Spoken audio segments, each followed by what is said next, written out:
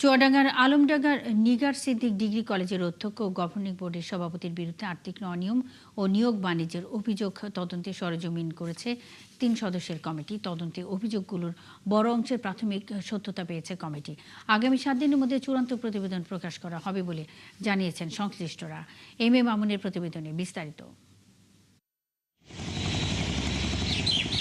দুর্নীতি, আর্থিক অনিয়ম, নিয়োগ বাণিজ্য ও স্বেচ্ছাচারিতার অভিযোগে আলোচনায় চুয়াডাঙ্গার আলমডাঙ্গা উপজেলার নিগার সিদ্দিক ডিগ্রি কলেজের অধ্যক্ষ আবু নাসির ও গভর্নিং বডির সভাপতি ইউসুফ হাসান।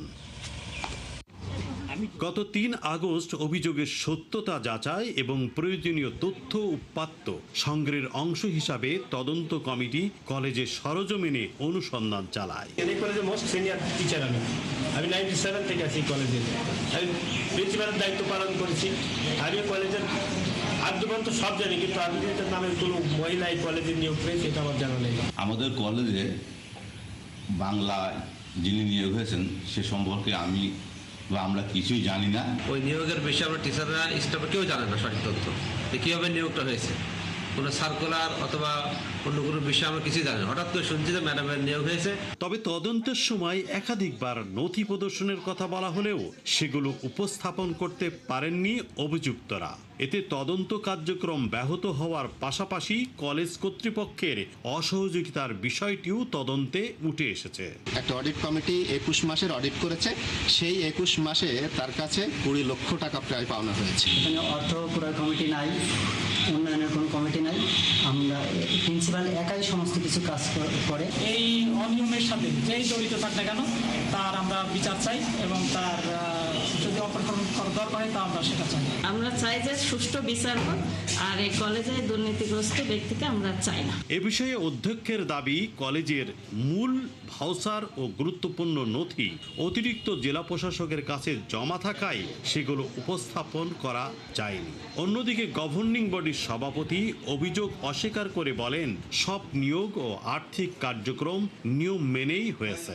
আমার বিরুদ্ধে একটা সুন্দরভাবে চক্রান্ত করে এটাকে মানুষের সামনে তুলে ধরেছে এবং তাদের কথাও ছিল যে আমরা এমনভাবে এটা প্রচার করব, সে খাক আর না খাক, সে নিক আর না নিক, সারা পৃথিবীর লোক যেন জানে সে এইভাবে সে অর্থ প্রস্তুত করে থাকে। এনার বিল ভাউচার পাশাপাশি কম্পেয়ার করলে মনে হয় পার্থক্য হওয়ার কথা না, হতে পারে 2-10 হাজার টাকা এরকম একটা হতে পারে। তদন্ত কমিটির আহ্বায়ক উপজেলা কৃষি কর্মকর্তা মাসুদ হোসেন পলাশ জানান, প্রাথমিক তদন্তে প্রায় 95% অনিয়ম ও অসঙ্গতির সত্যতা মিলেছে। 3 সদস্য বিশিষ্ট আজকে কমিটিতে আমরা আসলাম, সকল কাগজপত্র আমরা পর্যালোচনা করলাম, আমরা ওনাকে কোয়ারি করলাম। আমরা অসঙ্গতি পেয়েছি, বলা যায় 100 ভাগের মধ্যে 95% আমরা অসঙ্গতি পেয়েছি।